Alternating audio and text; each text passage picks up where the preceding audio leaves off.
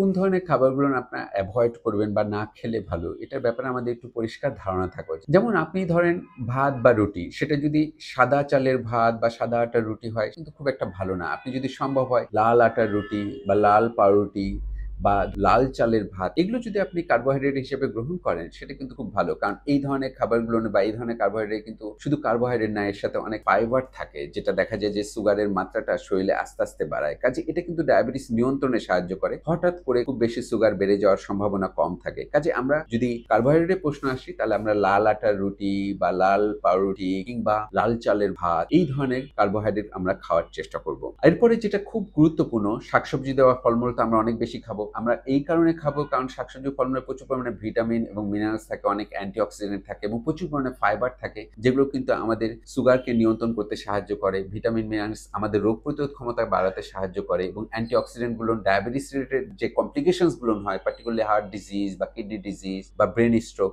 এগুলো প্রিভেনশনে কিন্তু হেল্প করে। আমরা খুবই খেয়াল রাখবো আমাদের খাবারে যে ডাইরেক্ট সুগারটা আমরা কখনোই গ্রহণ করব না। যেমন এই যে কোক, ফান্টা বা যেগুলো সুগারি ড্রিঙ্কস আছে, সেগুলোকে আমরা পরিহার করব। আমরা ফলের জুস খাবো, সেটা নিজে প্রিপেয়ার করে খাবো, যেখানে প্রচুর পরিমাণে ফাইবার আছে, পুরো ফলটাকেই খাওয়ার চেষ্টা করব। বা আমরা যে কার্বোহাইড্রেট খাবো সেটা হোল গ্রেইন বা পুরো কার্বোহাইড্রেটটাকে খাওয়ার চেষ্টা করব, যেখানে ফাইবার আছে। এইটার সাথে আমাদের ম্যাচ করে নিতে হবে। আমাদের অবশ্যই ফাস্ট ফুড গুলোকে অ্যাভয়েড করতে হবে। ফাস্ট ফুড গুলো ভীষণ রকমের খারাপ, প্রচুর পরিমাণে ক্যালোরি থাকে। এই যে পিজা, বার্গার, এগুলো আমরা অ্যাভয়েড করব। কেক, পেস্ট্রি, এগুলো অ্যাভয়েড করার চেষ্টা করব। অতিরিক্ত ডুবো তেলে খাবার, যেগুলো এই ধরনের খাবারগুলো যেগুলোতে অনেক ডুবো তেলে ভাজা হয়, এই ধরনের খাবারগুলো আমরা পরিহার করার চেষ্টা করব। আমরা খেয়াল রাখবো যে আমাদের শরীরে কিন্তু ফ্যাটের দরকার আছে, ফ্যাট কিন্তু আবার বেশি করে খেয়ে ফেলবো না। যেমন আপনি সব ধরনের তেলই কিন্তু খেতে পারবেন। অলিভ অয়েলটা খুব ভালো, কিন্তু অলিভ অয়েল অনেক এক্সপেন্সিভ, অনেক ক্ষেত্রে আমরা কিন্তু এটা কিনে খাওয়ার সম্ভাবনা বা খেতে পাই না। সব তেলই কিন্তু ভালো, কিন্তু খাবার পরিবেশন করার সময় চেষ্টা করতে হবে, তৈরি করার সময় চেষ্টা করতে হবে আমরা একটু পরিমিত তেল নেওয়ার চেষ্টা করবো, কারণ তেলে প্রচুর পরিমাণে ক্যালোরি থাকে। কাজে আমাদের খেয়াল রাখতে হবে যে আমাদের খাদ্য তালিকায় যাতে শাকসবজি এবং ফলমূল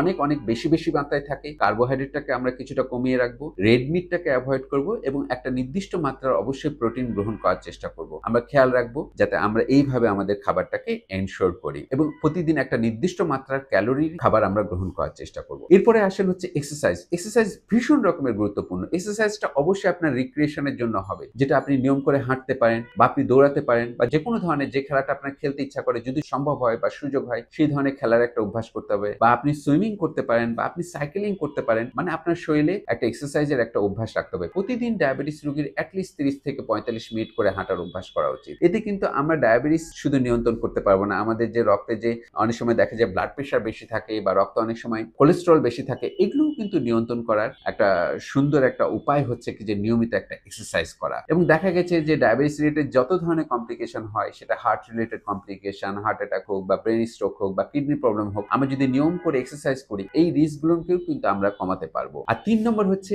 ডিসিপ্লিন। আমরা একই সময়ে একই পরিমাণে খাওয়ার অভ্যাস করব, একই সময়ে আমরা এক্সারসাইজ করব এবং একটা নির্দিষ্ট সময় পর পর অবশ্যই ফলো আপে আসবো। ফলো আপ ডায়াবেটিস রোগীর জন্য ভীষণ রকমের গুরুত্বপূর্ণ। আমাদের মনে হতে পারে আমি অনেক ভালো আছি, তাহলে কিন্তু হবে না। আপনাকে একটা নির্দিষ্ট সময় পর পর চেক করে দেখতে হবে যে আপনার ডায়াবেটিসের সুগার কি আসলেই নিয়ন্ত্রণ আছে কিনা, আপনার খালি পেটের সুগারটা কেমন থাকছে, খাবারের পরে সুগারটা কেমন থাকছে। একটা নির্দিষ্ট সময় পর পর হিমোগ্লোবিন A1C টেস্টটা করে দেখতে হবে এবং আপনার ডাক্তারের কাছে যেতে হবে। কারণ আপনার কোনো অসুবিধা হচ্ছে না তার মানে এই না যে আপনি পুরোপুরি ভালো আছেন। ডায়াবেটিস কিন্তু একটা সাইলেন্ট কিলার। অনেক ক্ষেত্রেই কিন্তু সুগার আপনার অনেক বেশি, আপনি যদি ডাক্তারের কাছাকাছি না যান এবং আপনি যদি চেক না করেন, তাহলে কিন্তু বোঝা সম্ভব না। কাজে আপনি যখন নিয়মিত ওষুধ খাবেন, নিয়ম করে হাঁটবেন, একই সময়ে একই পরিমাণে খাবেন এবং এর ভিতর দিয়ে যখন আপনার ব্লাড সুগারটাকে পুরোপুরি নিয়ন্ত্রণে রাখতে পারবেন, তাহলে কিন্তু ডায়াবেটিস রোগীর অনেক ধরনের জটিলতা থেকে আমরা নিজেদেরকে প্রতিহত করতে পারবো। তো আশা করি আপনাদের এই ভিডিওটা ভালো লেগেছে। অবশ্যই আমাদের চ্যানেলটা সাবস্ক্রাইব করবেন যদি আপনাদের ভালো লেগে থাকে। সবাই ভালো থাকুন, সুস্থ থাকুন। আল্লাহ হাফেজ।